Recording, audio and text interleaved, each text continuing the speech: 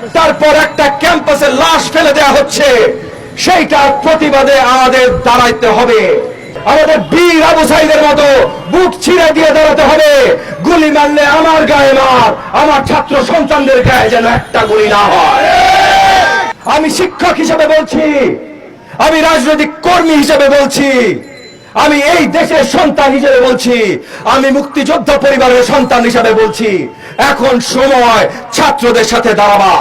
এই যে মন্ত্রীগুলো আছে, আইসিটি মন্ত্রী, শিক্ষামন্ত্রী, এগুলোর নামও নিলাম না, কারণ এগুলোর নাম আমার কাছে গালির সমতুল্য। এরা এক একটা ফেসবুক পোস্ট দিচ্ছিল 2 দিন আগে, এই নতুন রাজাকারদের দেখে নিব, ক্যাম্পাসে সব রাজাকার, এই সেই এইসব পোস্ট দিচ্ছিল। গত 2 দিন আমাদের আমাদের ছাত্র সন্তানদের কর্মসূচির ভয়ে ওদের গলা পাল্টে গেছে। এখন আর ওরা আমাদের ছাত্র সন্তানদের রাজাকার বলা সাহস পাচ্ছে না।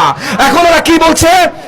বলছে তোমরা সাবধান হও, তোমাদের আন্দোলনকে অন্য মোড় দিতে চেষ্টা করা হচ্ছে, সরকার বদলের চেষ্টা করা হচ্ছে। আরে চাটুকার বাপ্পার রাজাকার এই আইসিটি মিনিস্টার আর এই শিক্ষামন্ত্রীর দল, তোদের সরানোই তো আসল কোটা সংস্কার। 2 নাম্বারই ভারতীয় রাজাকারী কোটায় তোরা আজকে সরকার পরিচালনা করিস। কোটা সংস্কার মানে ওই দপ্তর থেকে টেনে হেঁচড়ে নামিয়ে তোদেরকে সরানোর সংস্কার। প্রত্যেকটা সংস্কারের আন্দোলন মানে রাজনৈতিক সংস্কারের আন্দোলন। প্রত্যেকটা আন্দোলন রাজনৈতিক আন্দোলন। এই মিথ্যা কথা যখন এই যে আইসিটি মন্ত্রী, শিক্ষামন্ত্রীরা বলছে, এরা আন্দোলন দুর্বল করার জন্য কথা বলছে। এরা আমরা যেন আমাদের সন্তানদের পাশে না দাঁড়াই সেইটার জন্য কথা বলছে। বলছে বাপ মারা তোমরা বাচ্চাদের বাঁচাইতে দাঁড়ায়ও না, তোমরা যদি দাঁড়াও আমরা বলবো রাজনৈতিক দল দাঁড়িয়েছে। গোষ্ঠী মারি রাজনৈতিক দল। আমার দরকার আমাদের সন্তানদের বাঁচানো। আমি বিএনপি বুঝি না, আমি এনডিএম বুঝি না, আমি গণ অধিকার পরিষদ বুঝি না, এবি পার্টি বুঝি না, মুসলিম লীগ বুঝি না, জামাত বুঝি না, কোন দল বুঝি না। আমি বুঝি আমাদের সন্তানরা রাস্তায় দাঁড়িয়েছে, আমি বুঝি আমাদের সন্তানদের রক্ত ঝরছে, আমি বুঝি আমাদের সন্তানদের লাশ মাটিতে পড়ছে। এইটা আমরা হইতে দিব না। একটার পর একটা ক্যাম্পাসে লাশ ফেলে দেওয়া হচ্ছে, সেইটার প্রতিবাদে আমাদের দাঁড়াইতে হবে। আমাদের বাপ মাদের কোল খালি করে দেবে, আমাদের সন্তানদেরকে আমাদের কাছ থেকে ছিনিয়ে নিয়ে যাবে। ছাত্র এই যে শিক্ষা প্রতিষ্ঠানগুলোতে নির্মম এরকম অত্যাচার চালাবে, রাতের আধারে হাসপাতালে আক্রমণ চালাবে, দিনের পর দিন এগুলা হবে, আর আমরা চুপচাপ বসে সহ্য করব, এইটা সম্ভব না। পাকিস্তানের মিলিটারি সরকার, যেটাকে সরানোর জন্য আমরা হাজার লক্ষ প্রাণ দিয়েছি, সেই মিলিটারি সরকার পর্যন্ত রাতের আধারে হাসপাতালে আক্রমণ করে নাই। পাকিস্তানের মিলিটারি সরকার আমাদেরকে রাজাকার বইলা গালি দেয় নাই। পাকিস্তানের মিলিটারি সরকার আমাদের সন্তানদেরকে ধৈরা ধৈরা রাতের আধারে আমাদের আরেক গ্রুপ সন্তানদেরকে হেলমেট বাহিনী, গুন্ডা বাহিনী বানায় মারে নাই। কে করছে এগুলো? ফ্যাসিবাদ আওয়ামী সরকার করছে। যদি রুখে দাঁড়াইতে হয় ভাই, তাহলে ফ্যাসিবাদ আওয়ামী সরকারের বিরুদ্ধে দাঁড়াইতে হবে।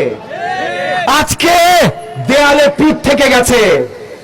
আজকে যুদ্ধ করতে যদি প্রয়োজন হয়, এই আওয়ামী লাঠিয়াল বাহিনীর বিরুদ্ধে আমরা যুদ্ধ করব, এই হেলমেট বাহিনীর বিরুদ্ধে আমরা যুদ্ধ করব, প্রশাসনিক বাহিনীর বিরুদ্ধে যুদ্ধ করব, আওয়ামী ফ্যাসিবাদের বিরুদ্ধে যুদ্ধ করব। যদি তারপরও প্রয়োজন হয় তাহলে ভারতের বিরুদ্ধে যুদ্ধ করব। যুদ্ধ আমাদের থামবে না। এই দেশকে, এই জাতিকে এবং আমাদের সন্তানদের স্বাধীনতা দেওয়া আমাদের পরম দায়িত্ব। তাদের মুক্ত করা আমাদের পরম দায়িত্ব। তাদেরকে যদি সুন্দর দেশ দিতে না পারি, তাইলে আমাদের রাজনীতি করার কোনো অধিকার নাই। তাইলে অভিভাবক হিসাবে, রাজনীতি হিসাবে, রাজনীতিবিদ হিসাবে বেঁচে থাকার আমাদের অধিকার নাই। আমাদের সংগ্রাম তাদেরকে মুক্ত করার সংগ্রাম। কোটা সংস্কার আন্দোলন, এটা আমাদের সবার আন্দোলন। এক মুহূর্তের জন্য ভুলে যাবেন না ভাই, বারবার আপনাদের ভুল বোঝানো হয়। কোটা সংস্কার আন্দোলন অরাজনৈতিক আন্দোলন। এই দেশের নায়কের অভাব। আমরা যখনই সোশ্যাল মিডিয়াতে যাই, আমরা যখনই টিভি পর্দার দিকে তাকাই, আমরা যখনই সিনেমার পর্দার দিকে তাকাই, এক একজন দেখি নায়ক সেজে দাঁড়িয়ে আছে, সরকারি চাটুকার প্রচুর নায়ক সেজে দাঁড়িয়ে আছে। কিন্তু গতকাল এই বাংলাদেশের মাটি সত্যিকারের একটা নায়ক খুঁজে পেয়েছে। আমাদের রংপুরের ত্যাগী সন্তান, আমাদের বীর নতুন মুক্তিযোদ্ধা সন্তান, আমাদের রংপুরের সন্তান আবু সাইদ হলো আমাদের নতুন বীর।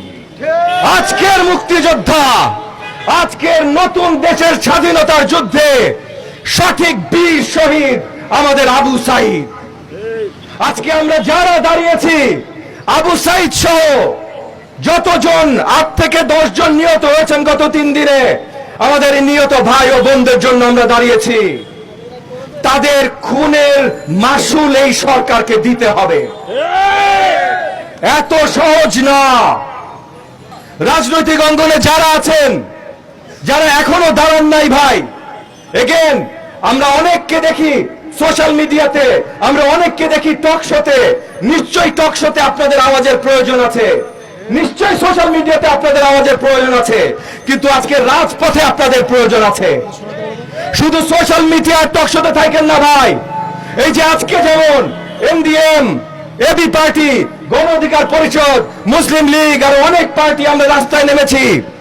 গতকাল ছাত্র দল এবং আরো এরকম অনেক ছাত্র সংগঠন, নাম কি না ছাত্র অধিকার পরিষদ, ছাত্র আন্দোলন সহ তোমাদের টিম